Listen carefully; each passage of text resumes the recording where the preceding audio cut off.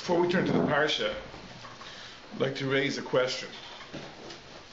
We all consider midas tovos, having good character traits, as something to be desired. Why is that? Why is it important that a person should have midas tovos? Why isn't it good enough that the person should always do the right thing? The answer we would think is that if a person does not have midas tovos, it'll be very unlikely that he'll always do the right thing, because he'll always be fighting a battle against himself. Should I do what is right, or should I do what I feel like doing? But on the other hand, if he has good midas, so his natural inclination is to do the right thing, then probably as a rule he will do the right thing, because this is his natural leaning.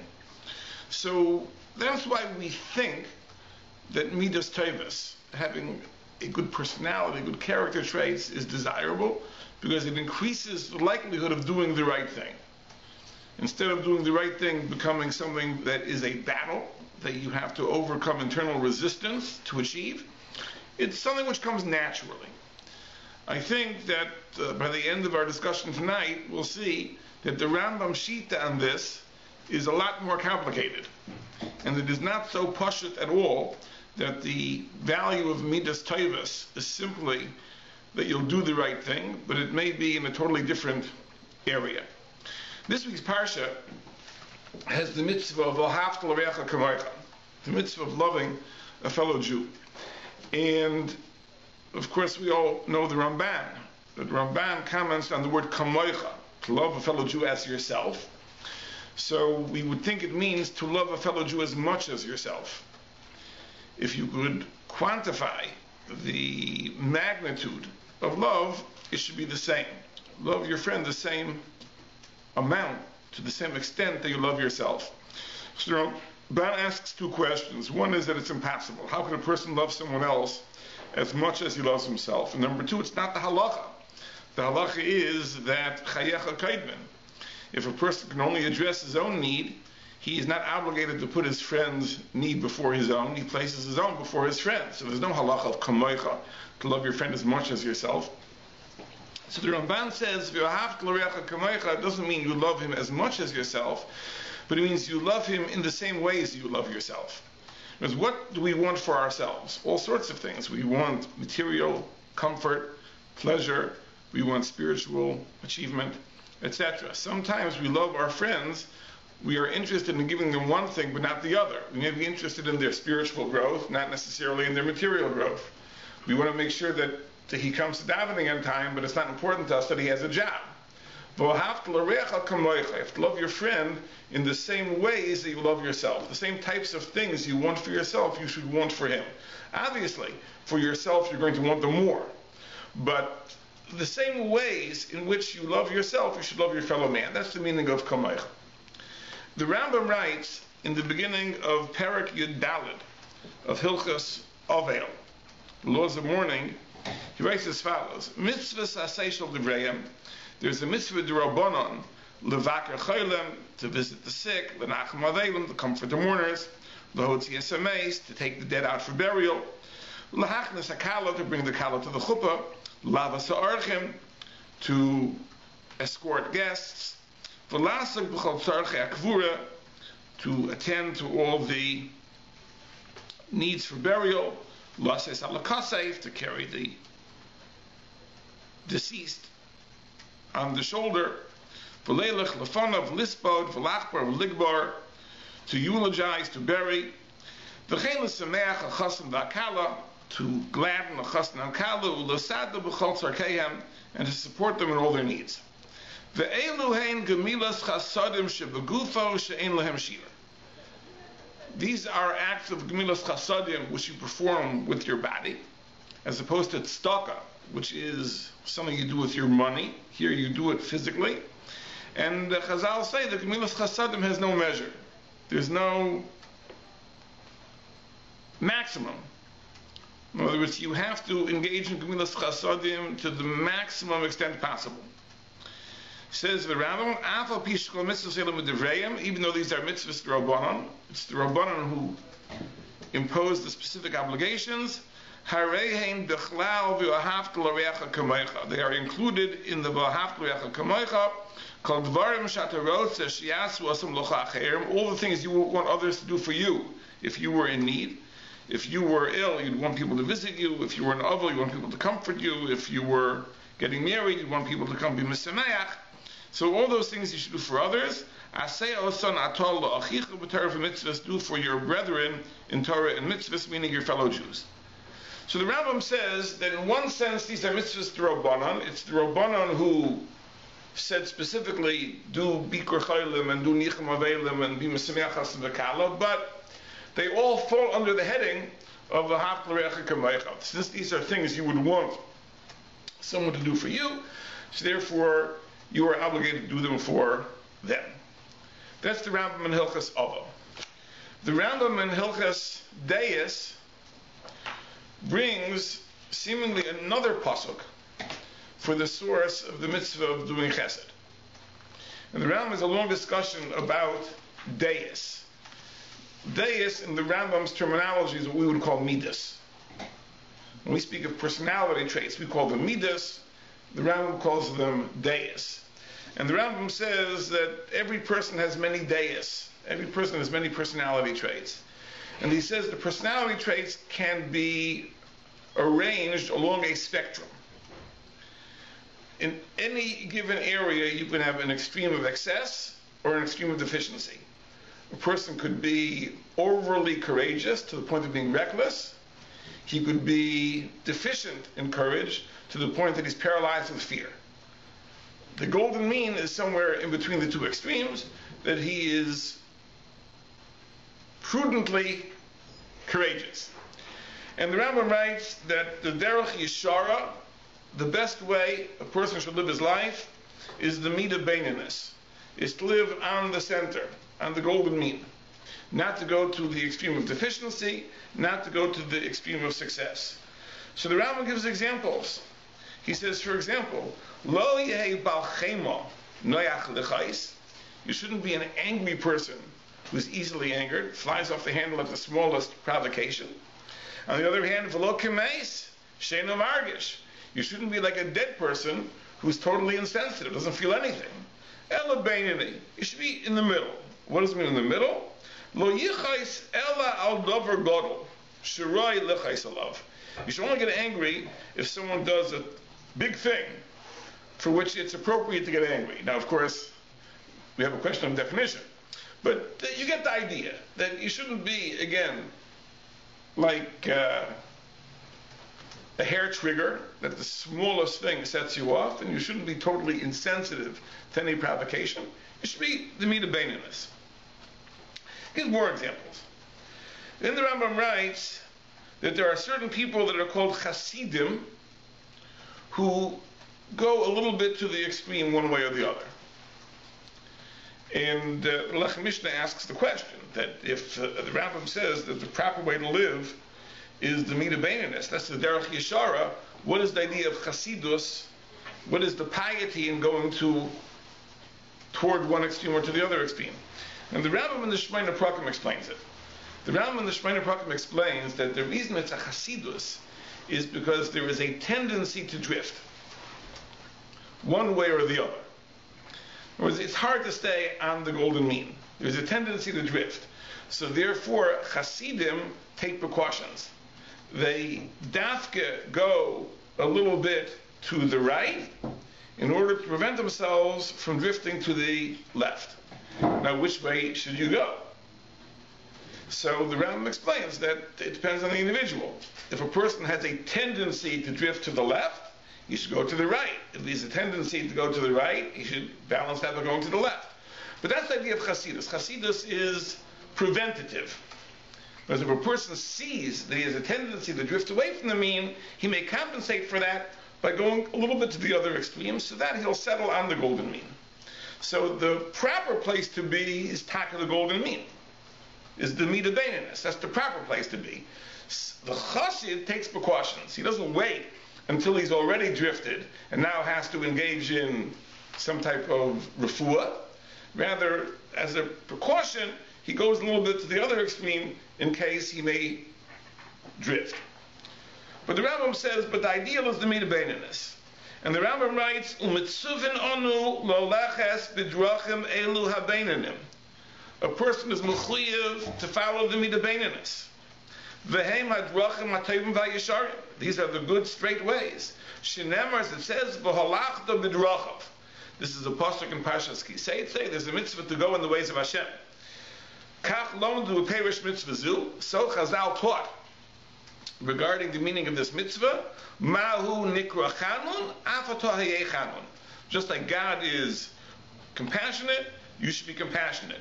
Mahu nikra rachum, just like He is rachum, afatah hayeh rachum. You also should be rachum, and so on and so forth. And says the Rambam, and this is why in the Tanakh the Nevi'im speak about HaKadosh Baruch Hu and tell us His good traits. Why? It's not simply to praise Hashem, but it's to tell us how we should live our lives. That how do we fulfill the V'halachta b'drachav? We follow in the ways that the Nevi'im describe the Ribono Shel Olam. So since they describe Him as Erech HaPayim, slow to anger, so we should be slow to anger, and so on and so forth. So the Rambam seems to say that aside from the V'ahavta l'reacha kamocha, which is mechayev as do chesed, there's a mechayev from the halachta b'drachav. The mahu chanun, just like HaKadosh Baruch Hu is compassionate, you also have to be compassionate.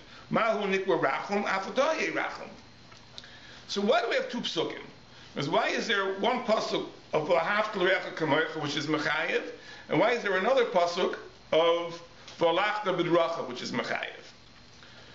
I want to point out that there's a very famous kasha the Lechem Mishnah asks. If you go back to the Mashalim, the Rambam brings, so in the mashal of Midah Beininus, in the mashal of the perfectly balanced person, one of the Mashalim the Rambam brings is the area of anger. He said you shouldn't be quick to anger, you shouldn't be extremely slow to anger, you should be somewhere in the middle. In one of the examples of Chasidus that he brings the idea of humility. He says, Keitzad, Mishi Yisrachek Migoy V'Halev Ad Kitzei Ha'achrain. If a person goes from the extreme of Goy V'Halev, of haughtiness, to the other extreme of being Shfal Ruach, he is a Chassid, which implies that's Chasidus.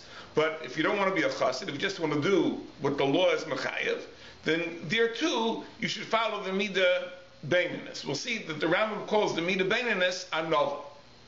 Anov is the Midah Beininus. It's halfway between Goy V'Halev, haughtiness, and being a Shfal Ruach. So in these Mashalim in Perek Aleph, the Rambam seems to say that even in these areas of anger and humility, the ideal is the Midah Beininus. In the next parak, in Perek Beis of Hilchos Deis, the Rambam says no. The Rambam says, Yesh Deis she'aser lo la'adam linag behem b'beininus. There are certain midas that a person is not allowed to conduct himself at the mean. Ela yisrachik ad katzei ha'acher. He has to go to the other extreme. And the Rambam gives two examples. One example is Goy V'Halev. That when it comes to haughtiness, a person shouldn't be evenly balanced, which is an Anav Bolvad, but rather he should be a Shfal Ruach. He should be a Shfal Ruach. He should be very lowly. And that's like Moshe Rabbeinu. It doesn't simply say that Moshe Rabbeinu was an Anav. It says he was an Anav Ma'oid, because Anav Ma'oid means a Shfal Ruach. The other example he says is V'chein Kas, when it comes to anger. A person should teach himself not to get angry even for situations where anger is appropriate. He should go to the extreme, because Kalakayas, Kiloi V'Avodah Zara, and so on and so forth. So the two examples the Rambam gives of midas, where you are obligated not to live by the mean, but rather go to the extreme of humbleness and the extreme of, let's just call it calmness, for lack of a better word, are these two areas of Anova and Kas. So it seems that it's a contradiction to the Rambam and Perek Aleph. The Rambam and Perek Aleph use these two as examples of the ideal being the Midah Beininus, and here the Rambam himself says you shouldn't conduct yourself that way. The Lechem Mishnah asks the question. The Lechem Mishnah in Perek Aleph Halacha, Daled, and Hay asks this question on the Rambam. But what the Pshat of the Rambam is Pasha. We're talking about two different things. One question is, what should a person be temperamentally? What should his natural inclination be? How should he feel? What should he naturally be inclined towards doing? The other question is, Lemaisa, how should a person act? And these are two different questions. In other words, the question of Midah is, what should be my default way of living? What should come to me naturally? The fact that something comes to me naturally doesn't mean I should necessarily do it. Sometimes a person should act in a manner which is not natural, which comes with difficulty. So the Rambam in Perek Aleph says that temperamentally, in all areas, a person should be at the Midah Beininus. That is what the person should be. That is the type of person, type of personality he should have, perfectly balanced in the area of humility, in the area of anger as well. A person temperamentally, his natural inclination should be the golden mean, perfectly balanced. Now there's another question, how should a person act? So normally we say that not only should a person be at the golden mean, a person should act at the golden mean. The Rambam says in these two areas, a person should act in an extreme way. Does that mean that it'll be natural? No, it shouldn't be natural. It should require effort. In other words, when he acts as a shval ruach, it shouldn't be that in fact he feels like a shval ruach. He should feel like an anav. And he should find it very difficult to act as a shval ruach would act. But he should do so nevertheless. Likewise, when it comes to kas, temperamentally, he should be at the golden mean. Lemais, how should he act? He should act at the extreme of nothing bothering him. Why? So the Rambam explains, because these two areas are very important, and therefore a person should act at the extreme. But temperamentally, he should be at the mean, and it should be difficult for him. He should feel a little uncomfortable. But it comes out like this, that if this is all true, then apparently the reason we should have good midas is not so that we should do the right thing. Because then how could there be a contradiction? How could there be that in the realm of midas, my natural temperament should be at the golden mean, but yet I should act in an extreme? If the whole purpose of having good midas is that doing the right thing will come naturally, so if I'm obligated to do to the extreme, then why shouldn't my midas also conform to the extreme? What sense does it make? That my midas should be at the golden mean, yet my actions should be at the extreme in these areas of kas and hanava. If the whole purpose of having good midas is because someone guarantees my doing the right thing, then my midas should align with what I meant to do. But of course, it's clear that this is the Rambam L'Shitasa. Because if you learn the Rambam in the Shemona Parakim, the Rambam's introduction to Pirkei Avos, where the whole subject is the subject of Tikkun HaMidas, of character refinement, there's a very, very strange parak that somehow found its way into the Shemona Parakim, which is Parak Zayin. Parak Zayin of the Shemona Parakim talks about the barriers to achieving Nevuah. In other words, we know that Nevi'im come in varying levels. You have some Nevi'im are greater Nevi'im, lesser Nevi'im, greater clarity, lesser clarity. How do you account for those differences? Because why are some Nevi'im more clear and more elevated in their Nevuah, other Nevi'im are lower? The Rambam says that the personality flaws of the Navi are mechitzas. Those are barriers. And the fewer personality flaws the Navi has, the loftier his Nevuah will be. The more personality flaws the Navi has, the lower his Nevuah will be. Now the Rambam says there is a certain minimum standard.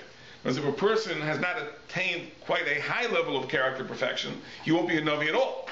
That's because I'll say that Ein HaKadosh Baruch Hu mashva shchinaso, HaKadosh Baruch Hu doesn't cause his presence to rest unless the person is a Gibor, Chacham, Ashir, Ve'anav. And the Rambam understands what is the meaning of that statement. He has to be a Chacham. Okay, he has to have intellectual virtues. What does it mean that he's a Gibor, Ashir, Ve'anav? So Rambam says, it doesn't mean literally he has to be physically strong and very rich. it means, as Chazal say, Ezehu Gibor HaKovesh Es Yitzro, a person who subdues his Yetzer Hara. Ezehu Ashir HaSomech B'Chelko, he's happy with his lot. A Nanav, of course, is a Nanav. So there are certain standards that he must achieve, otherwise he will not be a Navi at all. But he doesn't have to be absolutely perfect. He can have flaws and nevertheless be a Navi. But each of those flaws functions as a mechitza, it functions as a barrier. Why, you might ask? Why should that be? Nevuah seems to be an intellectual process. It involves the imagination. Why should my desires impact the quality of my nevuah? But this is clearly the Rambam sheet in the whole Shemona Prakim. The Rambam holds that the neshama of a human being is a single entity. It has many, many characteristics, many, many different functions. But there's a single neshama. And if any aspect of that neshama is not in balance, then every part of the neshama will be in balance. So a person's emotional state can affect his intellectual state. Well, we know that. Chazal tell us. But Moshe Rabbeinu, Kivin Shabal L'chlal Kas, Bal L'chlal Tos. He got angry. He made a mistake. You'd think, what should anger, which is an emotion, have to do with the intellectual process? Because it's all one neshama. And if anything is out of balance, it doesn't work. So the Rambam says, therefore, a person's neshama must be in perfect balance. Character flaws, says the Rambam, are an imbalance of the neshama. In other words, imagine the person as a seesaw, which has to be evenly balanced. If you put too much weight on one side, the other side goes up. Too much weight on the other side, the first side goes up. So here too, in other words, if a person goes to an extreme in any one of the personality traits, there is an imbalance in the neshama. This compromises his ability to achieve nevuah. Therefore, the Rambam holds that the issue of tikkun hamidus is not simply a question because if you have good midas, you'll tend to do the right thing. And it's not just a question of getting a good shidduch either. The question of tikkun hamidus is that by maintaining the neshama in perfect balance, you become able to achieve the highest spiritual attainments, such as nevuah. But says the Rambam, there could be situations, therefore, that what is healthy for the neshama will not align with what you're meant to do. There could be situations where you're meant to do something which is extreme, and yet temperamentally that's not where you're meant to be. So the Rambam says, you want to be a Navi, you want that your neshama should be in perfect balance and perfect health, whether it's to achieve Ruach HaKodesh or to achieve intellectual attainment, your neshama must be perfectly balanced. It has to be balanced between the two extremes in the area of anger and in the area of anava. The fact that there's an obligation to act in an extreme is irrelevant. That may be the case. They have to act in an extreme. And in that case, what you're mechuyev to do will not align with what you're mechuyev to be. You're mechuyev to be perfectly balanced. You're mechuyev to act in an extreme way. As we explained, if the purpose of having good midas was simply to guarantee good conduct, that would make no sense. But if the purpose of good midas is because the balanced soul is able to achieve intellectual and spiritual attainments such as Ruach HaKodesh and Nevuah, that's the purpose of being in balance, then it's possible that you should be in balance temperamentally, yet in terms of conduct, you have to go to a extreme. So now we come to the Rambam, and the Rambam is beautiful. The Rambam says like this: there are two different mitzvahs. There's one mitzvah of halachta b'drachav. That mitzvah is that a person, midas-wise, should maintain himself at the golden mean, at the midah beininus. Because these midas are considered the midas of the Ribono Shel Olam. Mahu chanon, afato chanon, mahu rachum, afato rachum. That the Rambam says, that is the mitzvah of halachta b'drachav. I'll read it the Lashon again. The Rambam writes in the Chazdayis, u'mitzuven onu loleches b'drachim elu habeininim. We're mechuyev to go in these balanced ways. V'hem hadrachim hatovim v'yesharim shnemar v'halachta b'drachav. But that is a rule which comes to temperament. In terms of action, might not be the case. When it comes to the obligation of doing chesed, can't there be situations where I'm mechuyev to do something extreme for another person? So Valach de B'drachav would not be mechayev me to do something extreme, but I could be chayev to do something extreme for V'ahavta l'reacha kamaycha. And that's what the Rambam paskins. The Rambam paskins about all the types of gemilas chasadim. He says, Eiluhen gemilas chasadim shebegufo she'ein lehem shir. These are gemilas chasadim shebegufo which have no limit.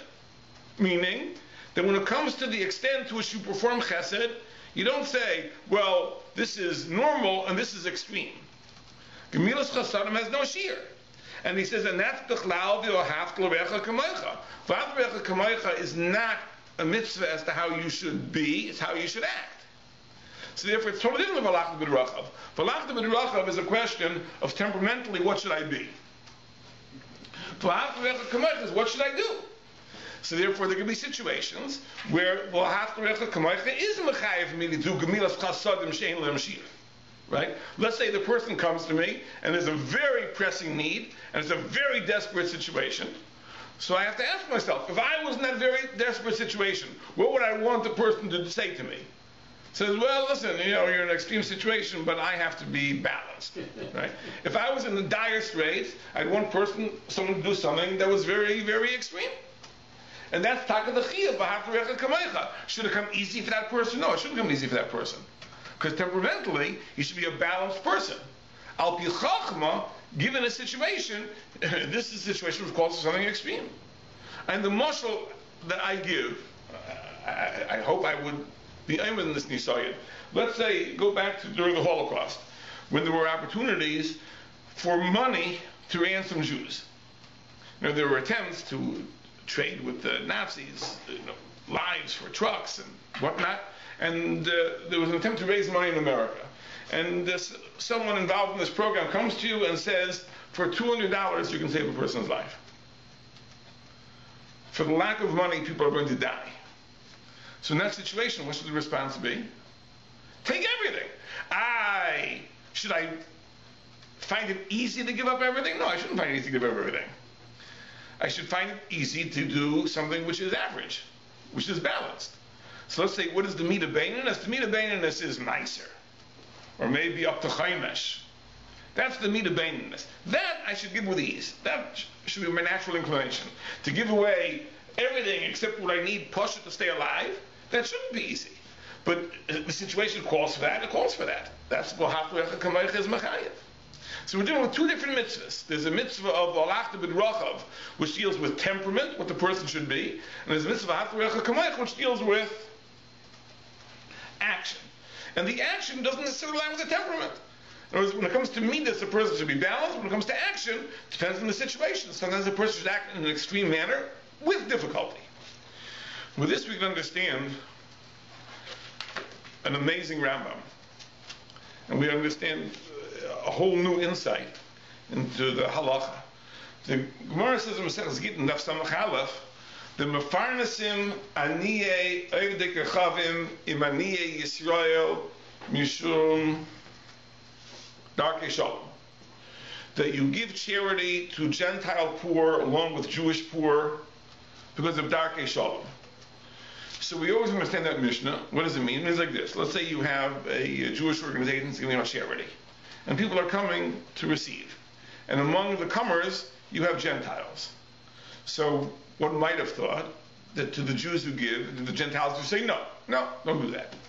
It comes to the Gemara and says, no, Darchei Shalom, to maintain the peace, if you're already giving out, give to the Gentiles who come too. Why? Darchei Shalom, keep the peace. What does that mean? Because we're worried about a pogrom. In other words, if it comes out that the Gentiles see that the Jews are getting and the Gentiles aren't getting, who knows what the consequences will be? So Darchei Shalom, keep the peace, give them too. That's the simple interpretation. Comes the Rambam and says a different pshat. This is the Rambam in Hilchos Malachim, Perek Yud, the last halacha, halacha Yud Beis, at the end. The Rambam says, Afilu hagoyim sivu chachamim levaker choleihem. Even Gentiles, the Chacham command us to visit their sick. The Likbar Meisayim and Meisi Yisrael, to bury their dead along with the Jewish dead. The Mefarshim say, doesn't mean in the same cemetery.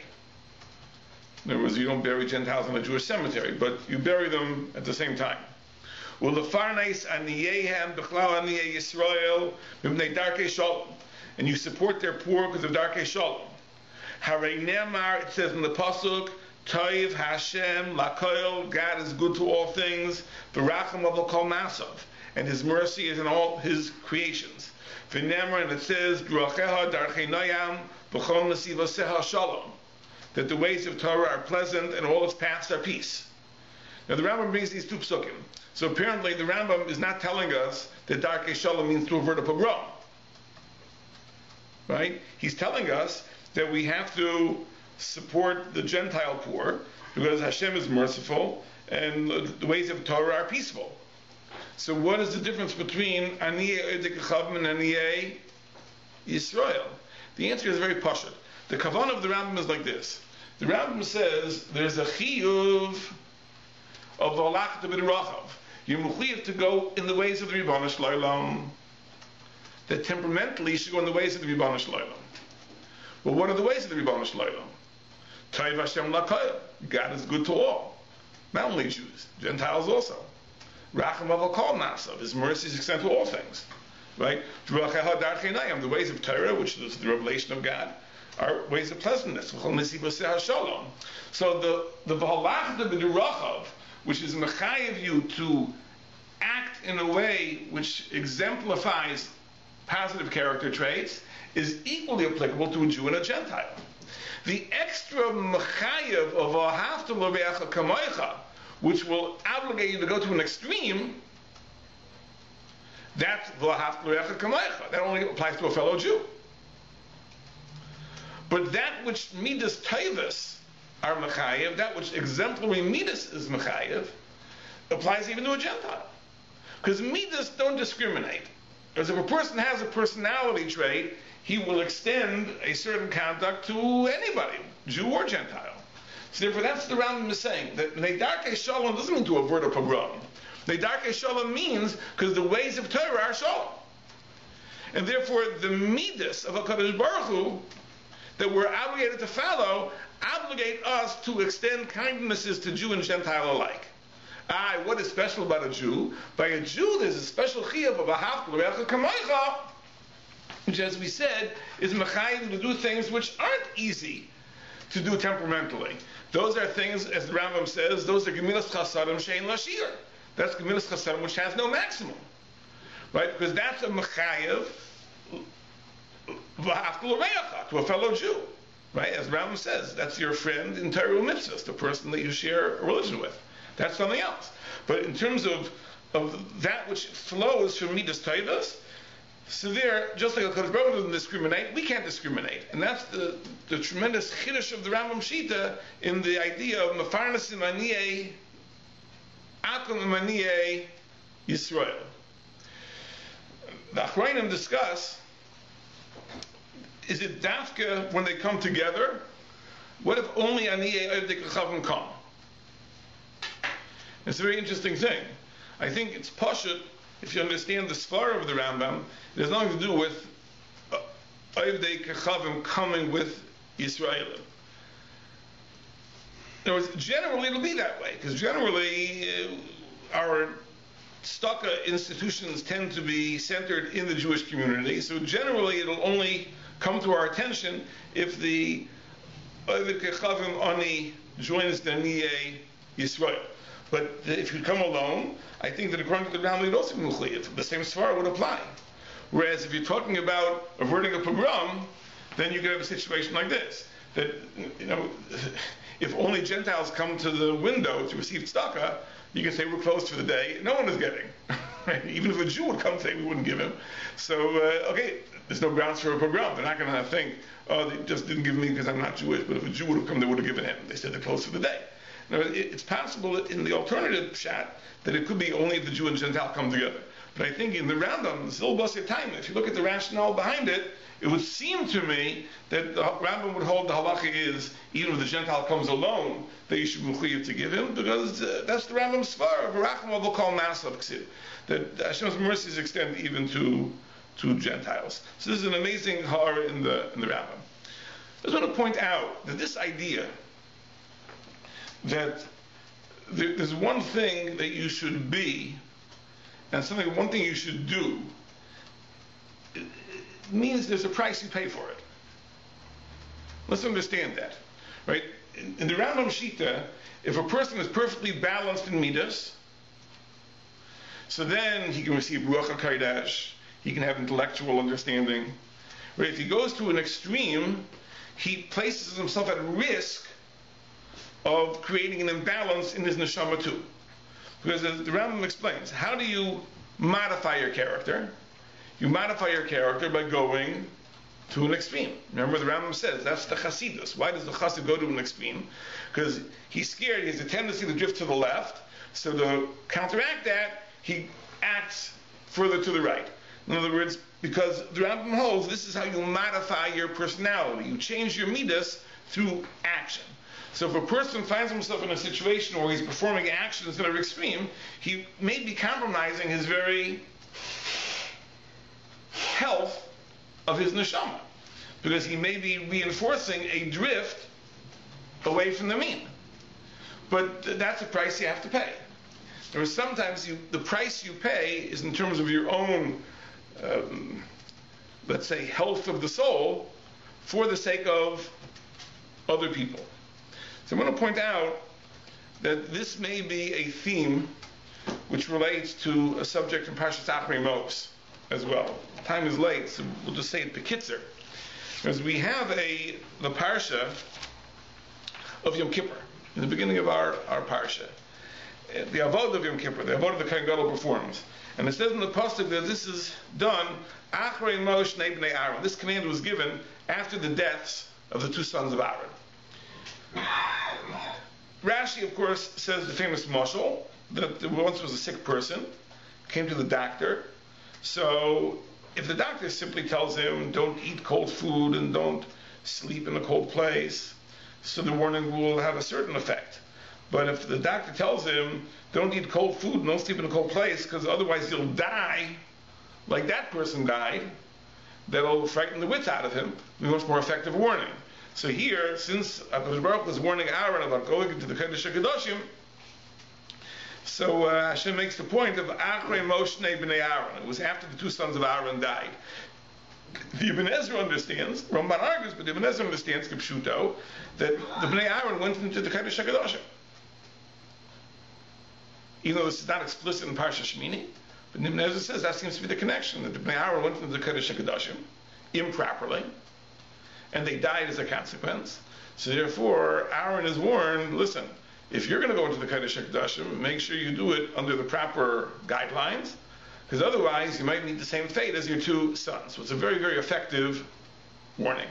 That's what Rashi says. Now, we tend to understand the Rashi this way. What Rashi means to say is that, of course, the parsha of the Avodah Yom Kippur would have been given in any case. But since the Bnei Aaron died for going to the Kodesh HaKadoshim, this provides an effective illustration to add to the warning. But the pshat may be deeper.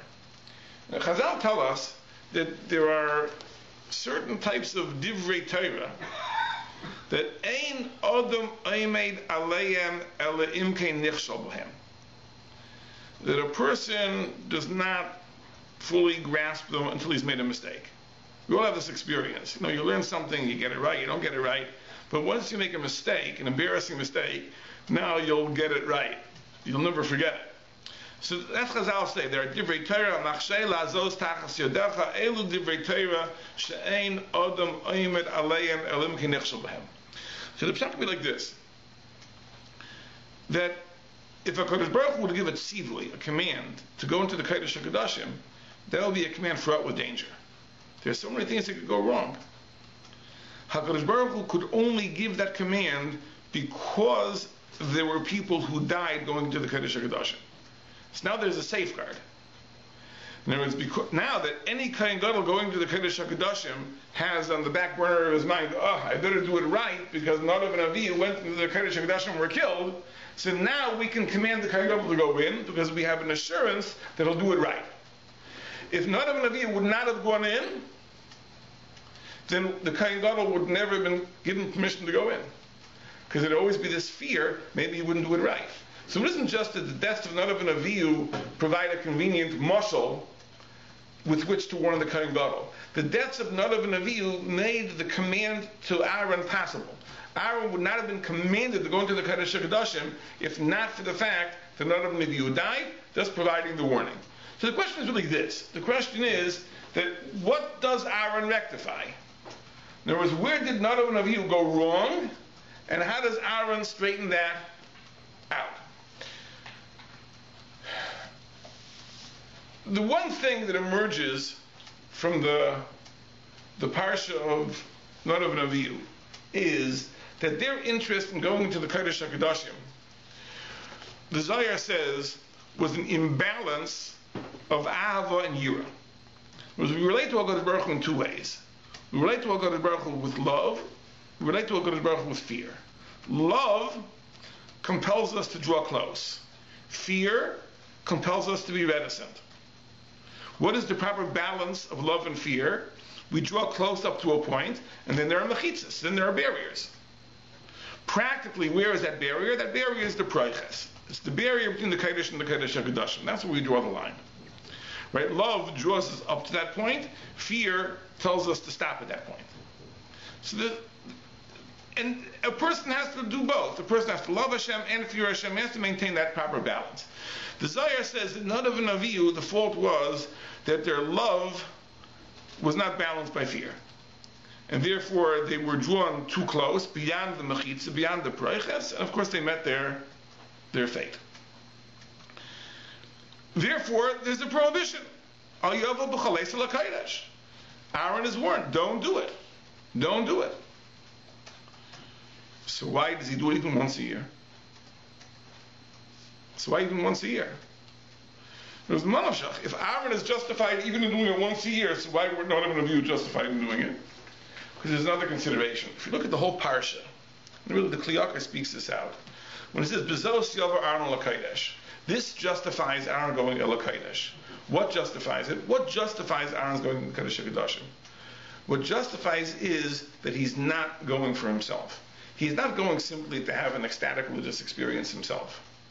He's going l'tayvas for the benefit of Klal Yisrael, to be machaper, to bring kapara, to bring atonement, to bring forgiveness for Klal Yisrael. That's why he's going in. That justifies it. In other words, something which really one should not do. Because in terms of the balance of one's midas, there should be this proper balance of Ava and Yira, which doesn't only translate itself in not going to the Kodesh HaKadoshim, it translates itself in dozens and dozens and dozens of decisions and nisyonos we would face every day of our lives. Maintaining this balance of Ava and Yira. But sometimes there's a consideration which justifies breaking the rules. What would justify doing it? When you're doing it for somebody else. And that's what the pasuk says. Bezos yover Aaron l'kodesh. There are times that you have to upset the balance, which creates a danger for you temperamentally, but it's justified because of the benefit that will come to someone else. Nadav and Avihu, they went in for themselves. There was no consideration. This was not for a kapara. This was not to achieve atonement. This was for their own spiritual experience, and therefore for themselves, they were obligated to maintain the proper balance. So, tipping the balance towards Ava against Yira, right, brought terrible consequences. So the Kohen Gadol has to know that. The Kohen Gadol has to know that when he goes to the Kodesh HaKadoshim, he is not going there for himself. For himself, he should never go into the Kodesh HaKadoshim, because the balance of Ava and Yira always has to be maintained. The only thing that justifies it is what he's doing for other people. And that's the idea that we saw before, that when it comes to Midas, there's one thing, that midas have to be perfectly balanced. There could be situations where the need of another person compels me to act in an extreme way and maybe put my own spiritual neshama health at risk to perhaps tip the balance. But what justifies that? we have to do for another person. And this is something which is very, very important for us to know. It says there are things that for ourselves we cannot do, and yet the need of another person justifies that. So in the same way that the Kohen Gadol, really, the proper balance should be al yavel b'chol eis al kodesh, not to go into the kodesh HaKadoshim. When it comes to Yom Kippur, which is to achieve the kapara and the forgiveness of Klal Yisrael, there HaKadosh Baruch Hu says it's worthwhile for the Kohen Gadol to take the risk because of the tremendous benefit it will bring to Klal Yisrael. When it comes to v'ahavta l'reacha kamaycha, what you do for another Jew justifies that too. Right? But for yourself, it's always ideal to maintain the optimum, perfect balance.